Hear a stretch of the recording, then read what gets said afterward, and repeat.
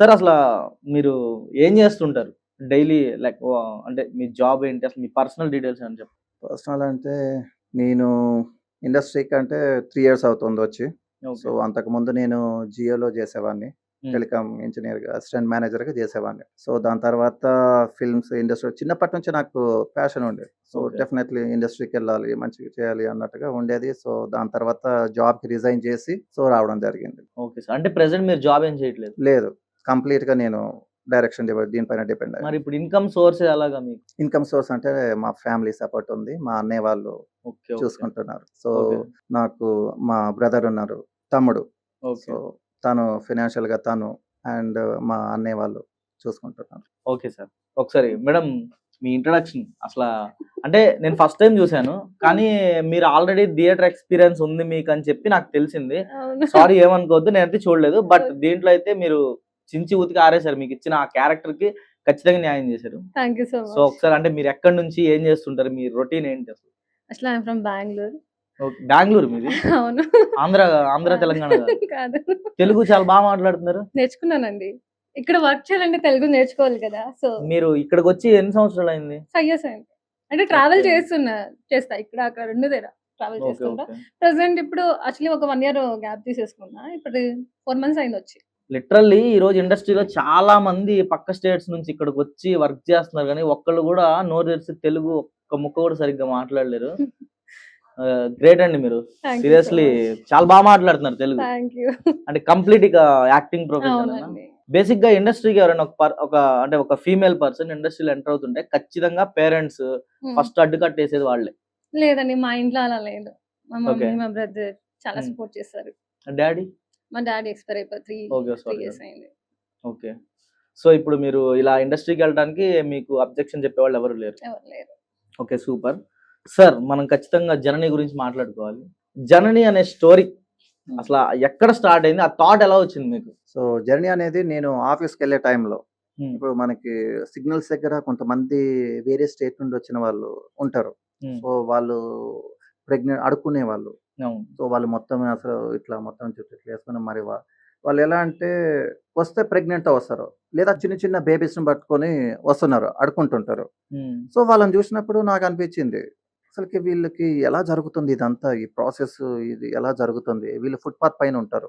హ్మ్. సో, ఎలా జరుగుతుంది అసలకి అన్నట్టుగా నాకు అదే ట్రిగ్గర్ అవుతుంది నాకు మైండ్‌లో.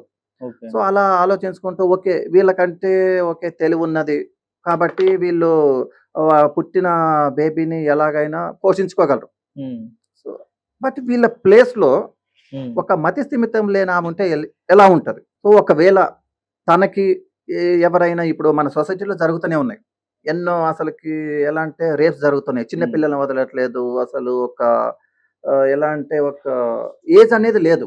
ఒక వివర్సల్ లేకుండా బిహేవ్ చేస్తున్నారు అంతా. So, okay. అలాంటి ఒక వ్యక్తి తన పైన అసలకి తను ఒక మతి స్థిమితం లేని ఆమెనుకొని కూడా అసలకి అది పట్టించుకోకుండా తన పైన హ్మ్. ఇలా రేప్ అటెంప్ట్ చేస్తే, సో, తను ప్రెగ్నెంట్ అయితే అసలు తను ఎలా సర్వైవ్ అవుద్ది? అండ్ తనకు పుట్టిన బిడ్డని ఎలా చూసుకుంటది? తనని తానే చూసుకోలేని స్థితిలో ఉన్న ఆమె, పుట్టిన బిడ్డని ఎలా చూసుకుంటదన్నది దాన్ని బట్టి నాకు ఇలా వచ్చింది స్టోరీస్. సొసైటీలో జరిగే కొన్ని విధ్వంసాల మధ్య వచ్చిన ఒక ఆవేదనలో నుంచి పుట్టిన 'జనని.' రైట్. Super sir. అంటే చాలామంది బయట చాలా జరుగుతాయి. న్యూస్ ఇంటారు, రియాక్ట్ అయ్యేవాళ్ళు అవుతారు. 1, 2 రోజులు మాట్లాడి ధర్నాలు చేస్తారు. అయిపోయింది. కానీ మీరు దాని ద్వారా ఒక మెసేజ్ ఇవ్వాలనుకున్నారు ఇచ్చారు. యెస్. 100% ఆ విషయంలో సక్సెస్ అయ్యారు sir. First of all thank you. Congratulations thank you. ఇద్దరికీ. అయితే ఒక షార్ట్ ఫిల్మ్ తీయడం అంటే చిన్న విషయం కాదు సార్. రైట్. అండ్ చాలా మంది ఏంటంటే ఏదో సెల్ ఫోన్‌తో షూట్ చేసి కైన్ మాస్టర్, పవర్ డైరెక్టర్ యాప్‌లలో ఎడిట్ చేసి చేస్తారు. కానీ మీది క్వాలిటీ విషయంలో కూడా చాలా మెయింటైన్ చేశారు. యెస్. సో, అంటే దీనికి ప్రొడ్యూసింగ్ కూడా మీరే చేశారు. అవును. అది మీరు చెప్పారు వచ్చినప్పుడు. హ్మ్. ఎలా సార్ అది ఎలా పాసిబుల్ అయింది? అంటే మీరు మీ ఇన్‌కమ్ సోర్సెసే మీ బ్రదర్ వాళ్ళు ఫ్యామిలీ సపోర్ట్ అని చెప్పారు. అవును. దీనికి కూడా వాళ్ళ సపోర్ట్ ఎలా అంటే నో. మీరు ఎలా కన్విన్స్ చేయగలిగారు? నో. యాక్చువల్‌గా ఇది ఎలా అంటే, సో, నేను ప్రొడ్యూస్ కోసం తిరుగుతున్నా. సో, హ్మ్. నేను చాలా ప్రొడక్షన్ కంపెనీస్ అట వెళ్ళాను. సో, వెళ్ళి ఇక అక్కడ అడిగితే వాళ్ళేమంటున్నారంటే, మనకి ఇప్పుడు కావాల్సింది యూట్యూబ్‌కి కావాల్సింది రామ్ కామ్ కావాలి. Love stories and comedy. But మీరు చెప్పేదేమో సెంటిమెంటల్ డ్రామా. సో, ఇది ఎవరు చూడరు అలా అన్నట్టుగా చాలా రిజెక్షన్స్ నాకు. ఎంతమంది రిజెక్ట్ చేసి ఉండొచ్చు ఇప్పటి వరకు? ఒక 6-7 ప్రొడక్షన్ కంపెనీస్ రిజెక్ట్ చేశాను. ఓకే. స్టోరీ విన్న తర్వాత. స్టోరీ బానే ఉంది. కాకపోతే ఇది మేము తీసుకోలేం, చేయలేం. ఏదైనా లవ్ స్టోరీ తీసుకురండి. చేస్తాం, డెఫినెట్‌లీ చేస్తాం అన్నట్టుగా దే చెప్పారు. Wanted Ram come only. Yes. Okay. So, but నేను మాత్రం కంపల్సరీ ఇదే తీయాలన్నట్టుగా నేను పట్టుకొని కూర్చున్నా.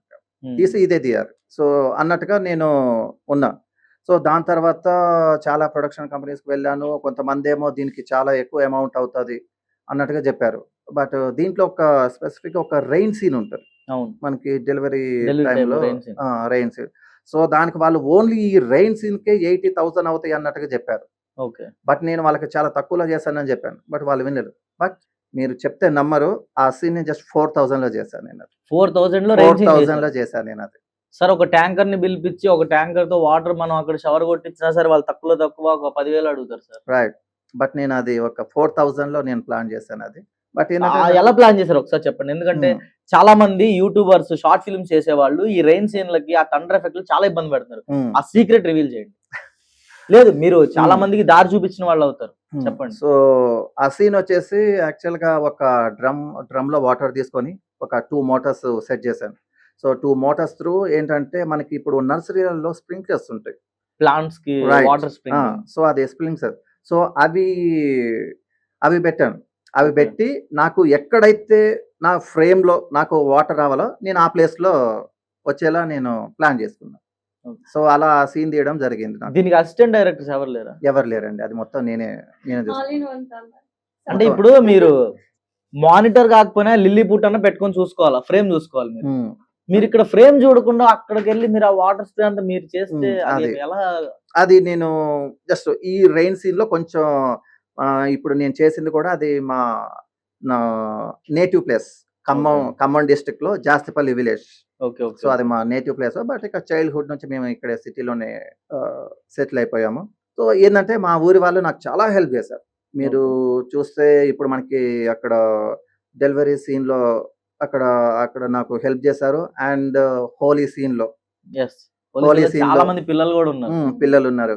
అండ్ నెక్స్ట్ వచ్చేసి ఒక బేబీని చెత్తకుండీ దగ్గర కుక్కలు తినే సీన్‌లో గూడా, అవును. అక్కడ గూడా నాకు చాలా వాళ్ళు చాలా మంది సపోర్ట్ చేశారు కుక్క నాకు. తీసుకొని వెళ్ళిపోయింది. హ్మ్. ఒకసారి హీరోయిన్‌కి. హ్మ్.